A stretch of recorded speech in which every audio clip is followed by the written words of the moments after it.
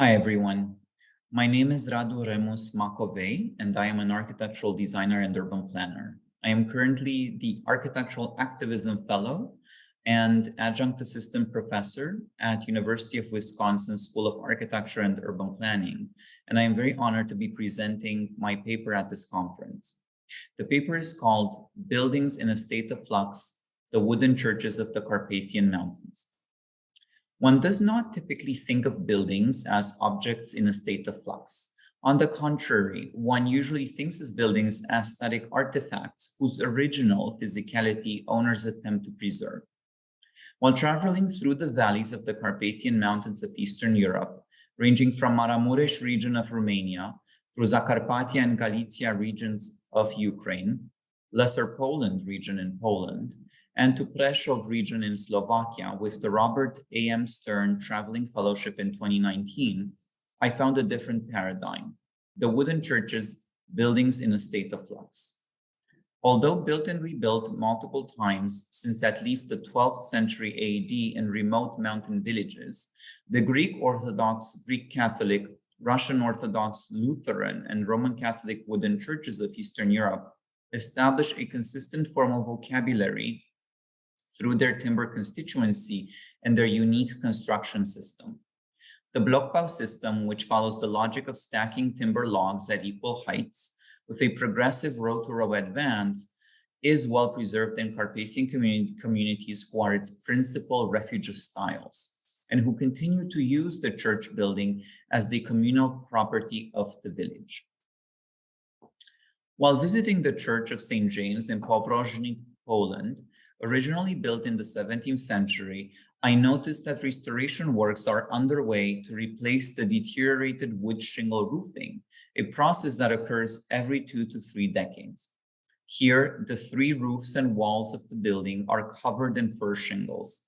However, because different building parts were restored at different times, the church presents shingles of differing ages, dimensions, and hues, depending on the craftsman who made them, the type of wood available, and the technologies used, whether hand or machine cut. The facility with which the eclectic expression of the building can change suggests the wooden church would have looked very different at its initial construction centuries before. The bell tower above the narthex is dated in the 18th century, meaning it was added to or replaced a former structure, and is uncommonly built in timber frame construction, suggesting new building technologies modified the wooden church's constructive system. Researchers have concluded that dating of specific elements is difficult, as, quote, even with documentation, one cannot be sure that what exists now is what was documented, according to Patterson, 2001. In this context, I relied on transmitted oral histories to identify key moments of change in the church's transformations.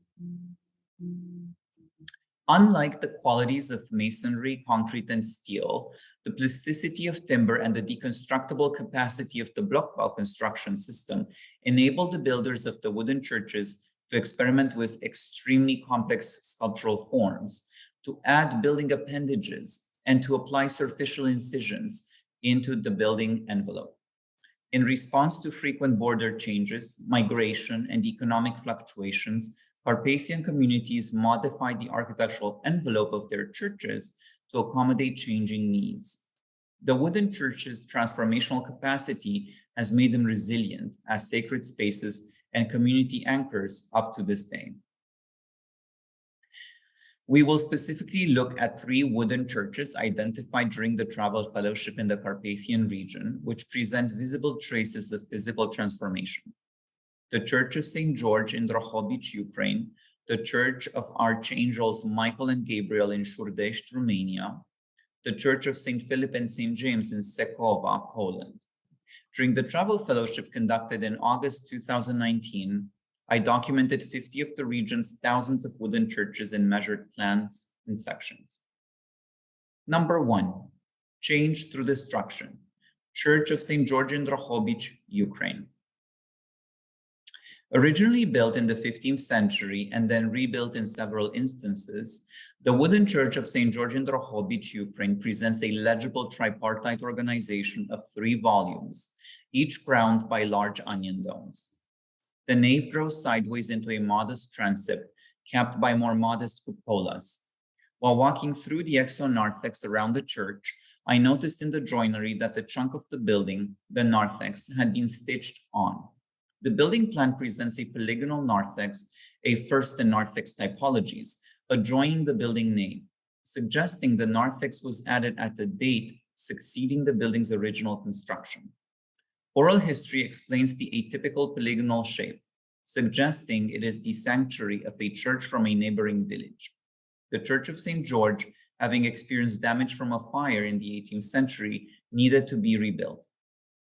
The community thus decided to exchange salt for the sanctuary of another wooden church from an economically struggling village, and to replace their damaged narthex while rebuilding the nave and sanctuary anew.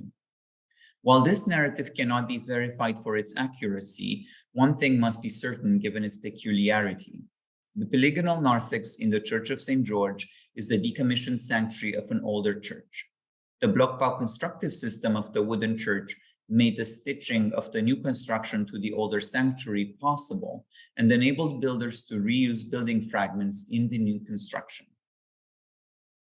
Number 2, change through shift in dogma. Church of Archangels Michael and Gabriel in Șurdești, Romania.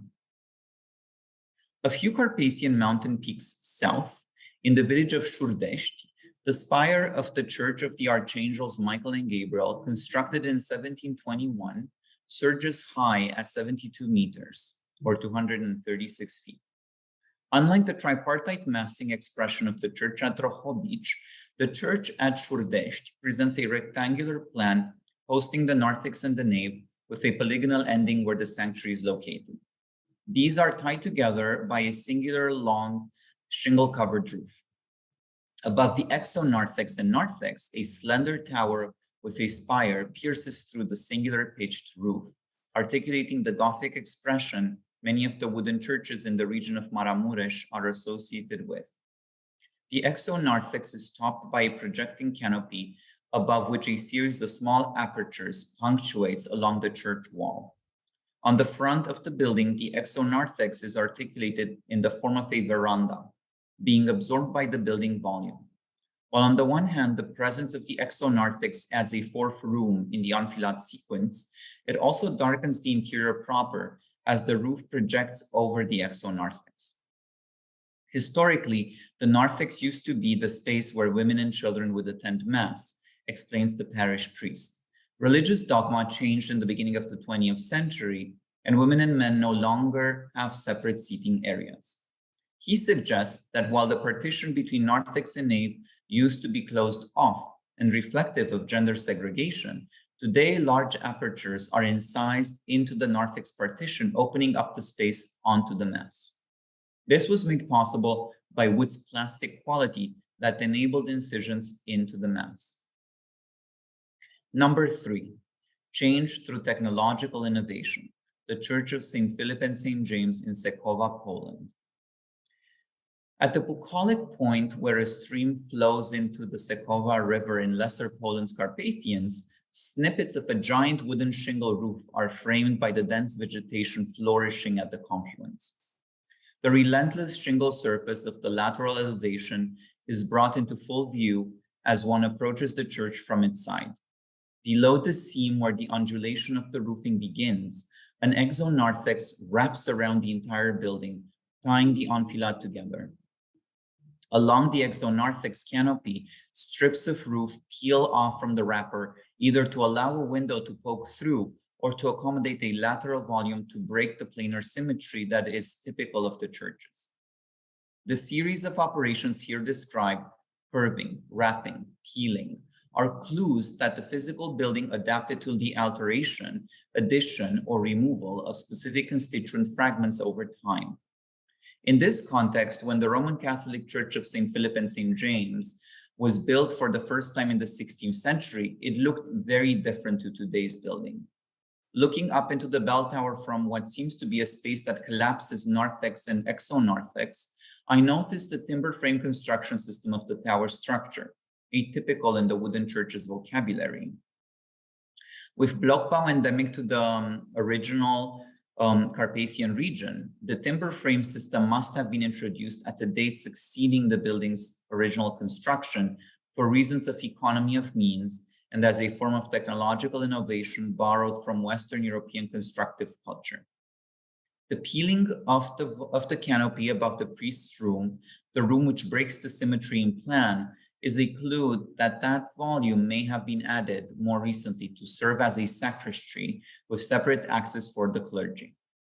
While historical documentation for these transformations is transmitted by oral means, the church's 20th century history is clearer. In the Gorlice-Tarnów offensive of World War I, which saw the German and the Austro-Hungarian empires fighting the Russian Empire in Prussia, wood from the church at Sekova was used for trenches and making fire, leaving the building damaged. After World War I, the church was reconstructed into the building we see today. Throughout the Carpathians, timber from the church structure was used in the two world wars. The damages incurred called for a post-bellum reconstruction of the missing parts of many of the churches. Fires, storms, congregation growth, and changes in dogma are further examples of events which saw physical transformations of the wooden churches across the centuries. My observations of current restoration work and the oral histories passed down through the generations suggest that today's churches bear little resemblance to their original versions. Across the three churches described above, the malleability of wood enabled local communities to exercise resilience by adapting the physical buildings to changing demographic, religious, and social circumstances in ways that ensured they would thrive as community anchors up to this day. In the regional and cultural context of Eastern Europe's Carpathians, wood has endured as a material of profound civic importance, demonstrating that wood construction techniques can be adapted for its continued use and longevity. Could the thriving history of the wooden churches of Eastern Europe, made possible by their timber essence, provide a rich precedent to rethinking the way we design and build for resilience today? Thank you very much for your attention.